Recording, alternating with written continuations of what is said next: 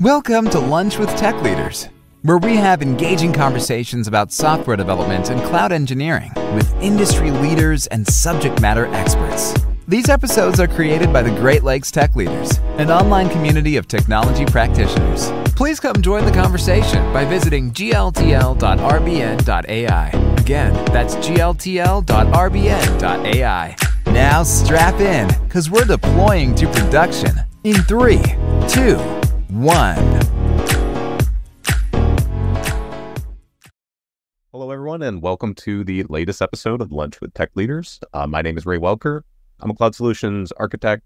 Joining us here today, as always, is Tom Kowalski. Hello. And we have a special guest here today, a longtime friend and someone I've been working with here closely as well, Dan Sikes. He's a principal DevOps engineer. Thank you for joining us, Dan. Glad to be here. And in this episode, we're going to discuss the evolution and impact of DevOps. Definitely a broad topic here today. I don't think any of us would probably be doing our jobs without DevOps as a whole, and just kind of the the culture and mindset. So yeah, I think there's a lot to unpack, and definitely would like to get started kind of from ground zero. This was pretty much a methodology around Agile development back in 2009, coined by the godfather of DevOps, Patrick Boyes. Definitely one of the leading gurus, wrote the DevOps handbook, and yeah, kind of has framed the way that we do DevOps today and technology, and how we, how organizations structure their teams and methods to today. Pretty crazy. Yeah, I mean, can you imagine if Netflix was, releasing once a month, if they didn't have DevOps methodologies in place? Can you imagine a world where we only do once a month deployments for these major organizations? I like the intro of the evolution of DevOps, because I honestly do think that's exactly what DevOps started out as, and that's what it continues to be as we move forward. It's constantly evolving to fit the industry needs. That's really what DevOps is at its core. It's trying to solve business problems with automation. And if we can increase our ability to do things faster, then ultimately, the business succeeds. As you jest around Netflix only releasing once a month, I don't think that would be very good for their business model. No, or most organizations in general. It's like they adopt these practices, and it's ideally to meet business needs, like you said, push code, release new features faster. I remember the early term. It's called move fast and break things. We've evolved a little bit since then. A lot more shifting left and testing earlier on. But yeah, it's still at the core, I believe. So I guess in your guys' mind, how have you seen DevOps evolve over the years? In my personal journey, so I started off as a PHP, if you can remember those days. So PHP is making a comeback, at least in terms of popularity. It's showing up a lot more in Reddit posts and YouTube feeds and stuff that I'm watching and reading. But for me, I started off writing PHP, building websites for, as a freelancer. And then I was just like, man, I'm getting really tired of doing the same steps over and over again. It would be really nice if I could figure out a way to make the computer do this for me. And so for even in my own journey, it was a actual evolution of just a need that I had. I didn't even know what DevOps was. I'd never heard of it. I was just a guy writing I was just writing PHP. I didn't even know what it was. And I got on YouTube and I got introduced to this thing called Docker.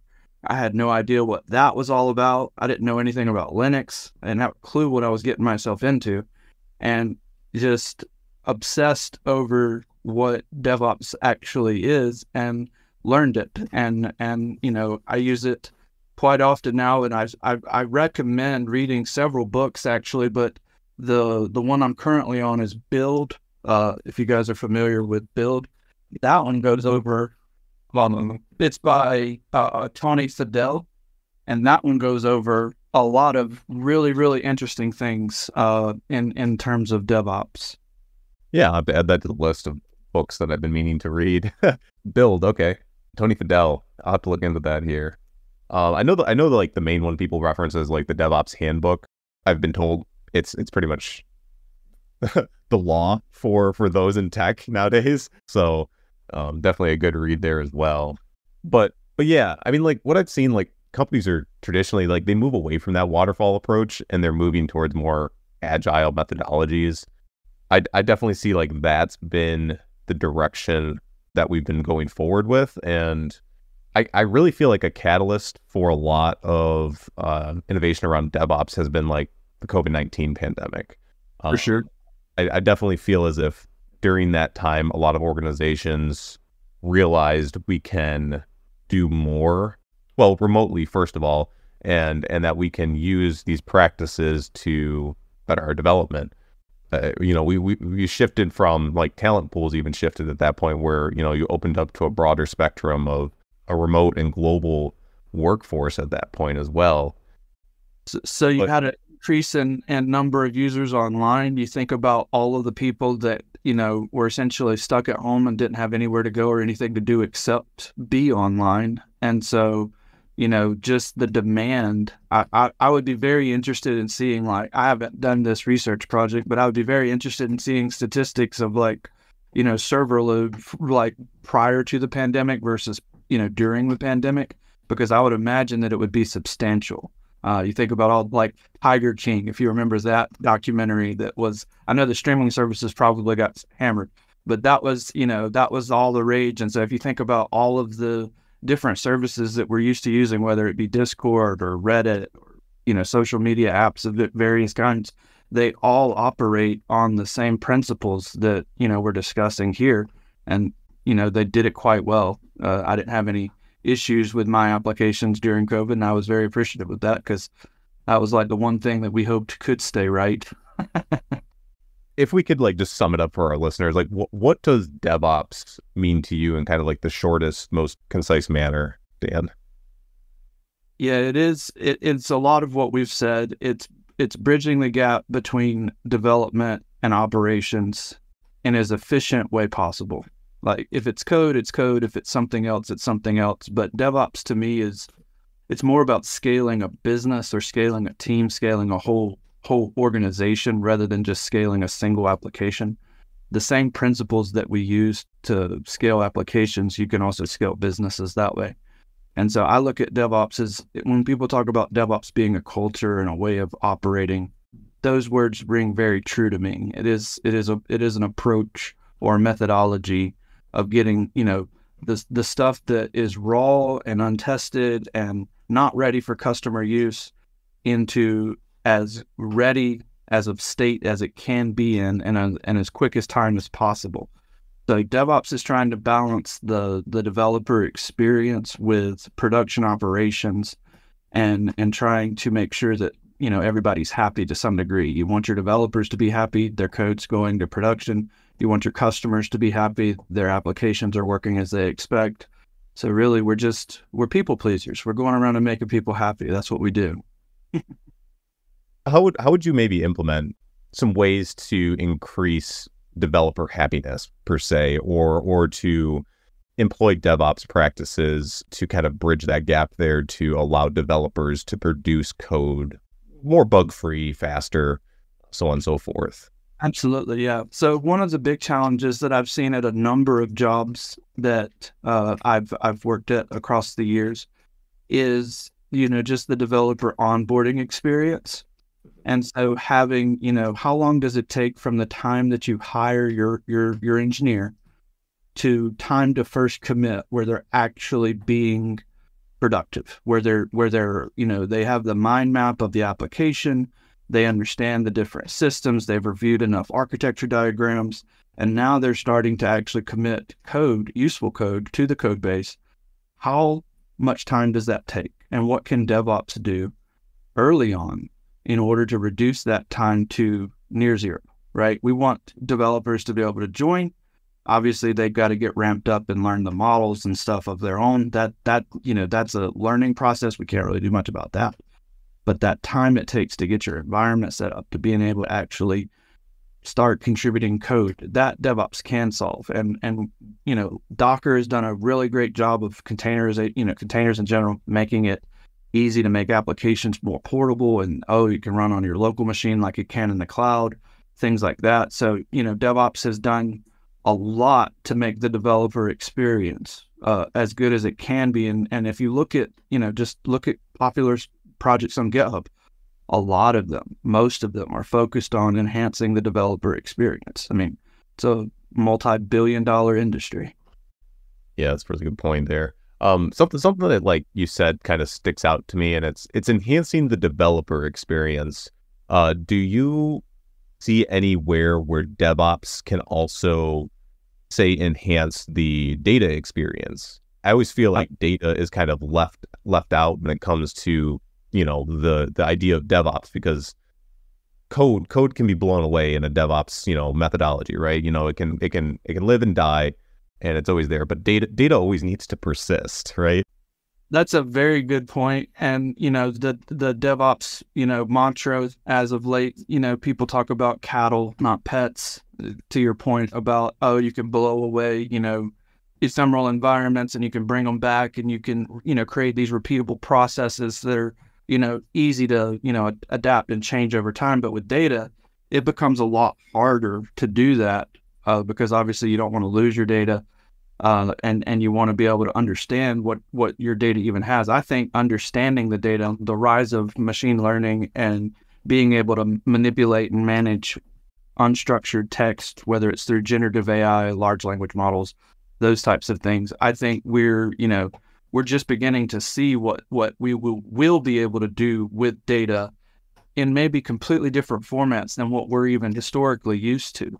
So I think that it's going to, like, that horizon is very exciting, but it's also kind of daunting because I think it's going to challenge what we've kind of expected the way things to be. For example, whenever we're talking about, I don't know, databases, some really popular ones that might come to mind would be Postgres or MySQL, MariaDB, things like that, these structured relational database management systems. Or you might have in the NoSQL world, you might have Mongo or the Cassandra, things of that nature. But you also have to think about the new databases that are coming along. For example, one of my favorite newcomers that I think is extremely interesting and just potentially very, very, very useful is one that's called EdgeDB. It's actually built on top of Postgres. It extends it.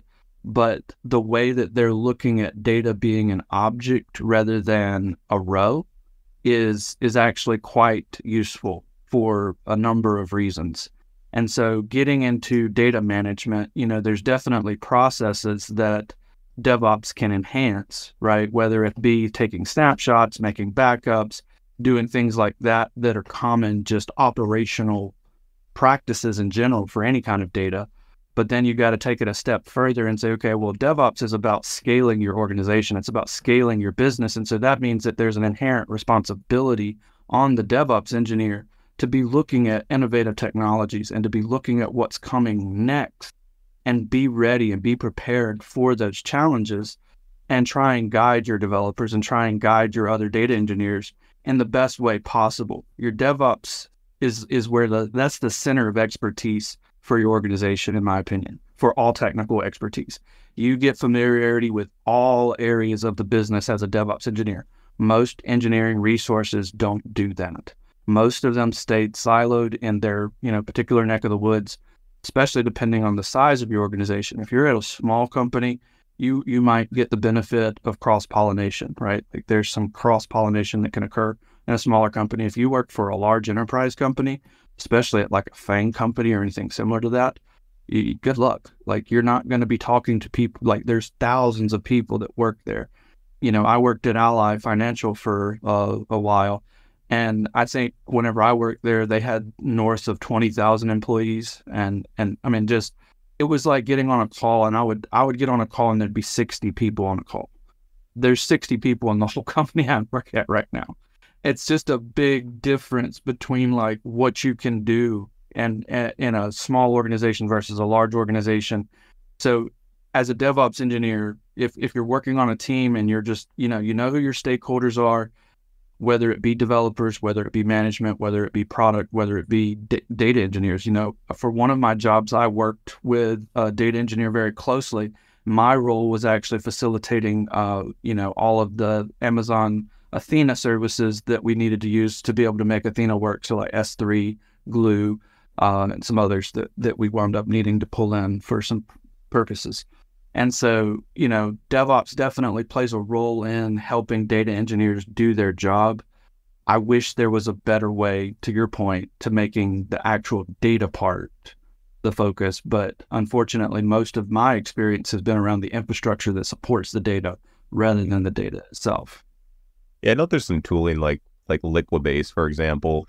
I mean, that's more for integrating into like CI/CD, where you can provide rule set changes and modify the schema in your CI/CD pipelines. So like it's a way of modifying the database, but it's not a way of like, other than maybe, best practices or well-architected designs of like, how do you get that data to a place faster? Right. Like you can do it through DR, replication, high availability, so on and so forth. But yeah, it's like that data layer always needs to persist. And I mean, it's like, you can think of data as code. It's big code for sure. But I wonder if there could be some additional, like that's another avenue that needs to be explored a little bit more. It's kind of interesting, like relational databases, like that structure has been around from like 1975 or so. You got rows, columns, and tables, right? It's that all the way down. It's an effective way to manage data. And, the age-old saying of if it ain't broke, don't fix it. It does ring true for a lot of really simple applications that don't need anything more complicated than a SQLite database. I can't tell you how many applications I've walked into that were just over-engineered. That's a big problem as well. Is that we do all of this extra stuff because it's fun and it's cool, but at the end of the day, what we really should be striving for is you ever heard the mechanical mousetrap analogy? You ever heard? You're familiar with that? If you remove any piece of the mousetrap, it's no longer a functional machine. It can no longer do its job. It's been reduced down to its simplest form while still being able to perform its intended function. And a lot of times our applications are not mousetraps. They're not as simple as they could or should be, which then creates, it cascades into other areas where it's very easy. I mean, you work in the same environment I do, Ray. You know that it's easy for problems to creep up that are due to just maybe a decision was made. Oh, well, maybe we should put a load balancer here. Maybe we should do this. Maybe we should do that. And then maybe you didn't need to do that. And so we can over-engineer solutions just as easily as we can, try and simplify it. But often the choice we make is to over-engineer. And I'm guilty of it just like anybody else is. And so I try to just ask myself, is there anything I can take away from this and it still, do what it needs to do? Because if you can, you probably should. That's a good point. Yeah. I feel like oftentimes we want to go for the best well-architected solution, and that often may be more complicated than what feasibly isn't like necessary. I think that's a really good takeaway on that. You touched on something earlier in the conversation, and that was like this trend towards AI and machine learning. Have you seen like any developments using AI or machine learning that we can employ in like DevOps? Oh, there are many. There's some really, really exciting things. Matter of fact, actually, the gentleman that you mentioned, at the beginning, Peter, as the father of DevOps, one of the most recent tweets that he tweeted, I'll have to be honest and admit this, I didn't know who he was, so I had to Google him. I don't have a formal DevOps training or anything like that. This was just, a guy in YouTube and figuring stuff out. That's really all it's been. But I did look him up, and I was seeing what he was tweeting about, and he's talking about AWS guardrails, which I think is really cool. I haven't played with it. I know we're getting out of reInvent, and there's a lot of new tools that have been announced and released in this space, and AWS is the cloud that I primarily work in, and so I'm excited to get in there and play around with some of their new tooling around AI. But this guardrails service seems to be very interesting, where I've played around with OpenAI's Assistant API, and I've played around with their GPTs, and I've gotten familiarity with them. I think the concept is it's intriguing, it's interesting. I don't know how useful it's going to be long term. I think it's kind of I think the assistance API could be extremely useful long term. The GPTs is what I meant whenever I say I question the usefulness of them long term. But as far as DevOps goes, having guardrails like that service where you're able to ensure data that is moving from one system to another is in fact sanitized, or there's all kinds of security implications that we could go into where the AI is going to be much, much, much better at redacting sensitive information, things of that nature. So if you talk about like audit trails and logging, I know that, DevOps bridges into SRE, and I think, that there's a lot that AI can assist with in terms of getting observability, making more sense of large amounts of data faster. It seems to be one of the strong suits. Like if you think about what most of the demos that they've shown you, it's like summarize this bit of text or whatever, and it's able to take a large amount of text and turn it into something very simple for a human to understand very quickly. And at the end of the day, I mean, that's what SRE is doing, right? Like you're taking all of this massive amounts of information that's constantly going on about your system, and you're putting it in a dashboard that, an executive can look at and say, okay, I understand what's going on.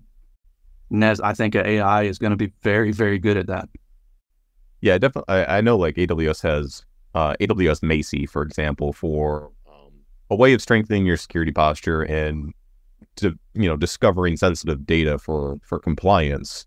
And it uses machine learning under the hood to continuously evaluate your S3 buckets and build essentially a data map of your sensitive data for you, so you can take action on it. I definitely see it in that regard. And like I see DevOps, it bridges into the security aspect as well, because I think, having security at your core is definitely a great practice.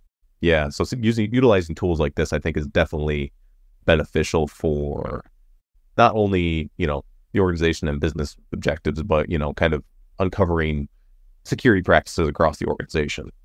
I don't know which cloud vendor will release it first, but I am excited and looking forward to like the AI assistant or co-pilot, if you want to borrow Microsoft's branding, around cloud development through prompt engineering. So imagine being able to just chat with an AI bot, then it's like, oh, I need a load balancer in US East 1, or I need this, and it just does it. And other people have thought about doing this type of stuff. Like it's so obvious that that has to be the future of how they're going to do infrastructure. Like you talk about DevOps engineering, a lot of our work infrastructure as code with tools like CloudFormation or Terraform, Pulumi, things like that.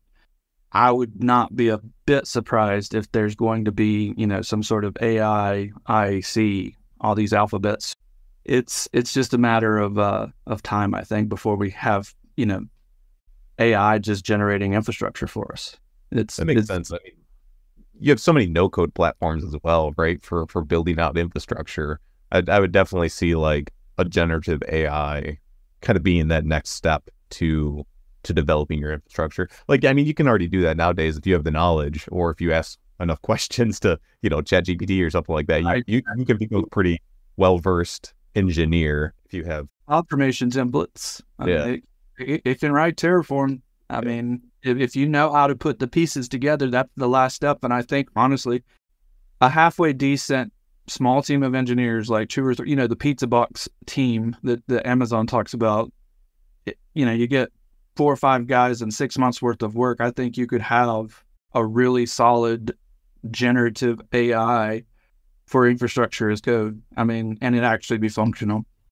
Yeah, the fact that you can train your own models now, even it's like you can kind of, build that to your use case. I wonder, with Amazon Bedrock, I wonder what all they've, integrated into that particular, like how they train that. And I know they trained it on all of their internal documentation as well. So there's, just an enormous amount of data that's inside of these models that are hyper specific to the cloud that you're working in. So it being able to accurately generate it and then make an API call, get a error message back, troubleshoot the error message, and then fix the code and then reapply it. That feedback loop is all of the pieces are there. It's just a matter of putting them together. Yeah, it's interesting to see how it's transformed. It's like it starts with people and processes, but now at this point it's becoming the code is managing the code. Like, and you have AI models doing it. Like, yeah, I definitely foresee those two areas, really integrating their way into, I think, our work going forward still. For better or for worse, like I definitely think it's a good thing that these tools are coming about. It employs better practices across multiple organizations. Pretty much anybody can do this with, having these technologies at their fingertips. Like, I think that's a good thing in general. There's definitely some caveats to it, whereas it kind of may decrease the engineering knowledge, and it kind of does create a gap, I would say, between more senior engineers or techs in a field versus, say, people just entering it. You have to have, enough expertise to know if the AI was right or not. And at least in the sense right now that what it's generating is accurate, because, you've heard about the hallucinations and things like that these machine learning models can do. It's very, very interesting, the science behind how language works and how it's interconnected, and that it all boils down to and I'm oversimplifying this drastically, but it all boils down to the relationships of words, is what I've been told. That's my understanding of it, is that they're essentially computing the likelihood of the relationship of the word. And that's how they're generating these answers. And then I don't even know if people at OpenAI know how that works. Like, I've heard people make jokes about that. Yeah, I definitely could see, like you mentioned with Amazon Bedrock, that really taking off for AWS. Who knows what cloud is going to release it first? Definitely a lot of movement happening quite a bit faster, as AI and machine learning is out there for longer amounts of time. It's, think of where we were like a year ago at this point, 8 months ago, and where we're at now. It's it's compounding at how fast I would say tech is accelerating at this point. Absolutely. Well, all right. With that, we kind of saw where DevOps started from, where was that in the mid-range, and overall at the end. I think where we're going with AI and machine learning is probably the direction for the future, with building out DevOps practices and tooling, and integrating models to shift left even further, faster. But what I would like to do is thank you all for joining us here today, discussing the Agile evolution and the impact that DevOps brought us. I wanted to thank you, Tom, as well as Dan. Really appreciate you guys being here. And next week, we're going to hear from Adam Oberhausen, Tom Kowalski, and Lancelot Carlson, and they will be discussing Agile planning. So I was on mute there. But yeah, thank you, Ray. It was great.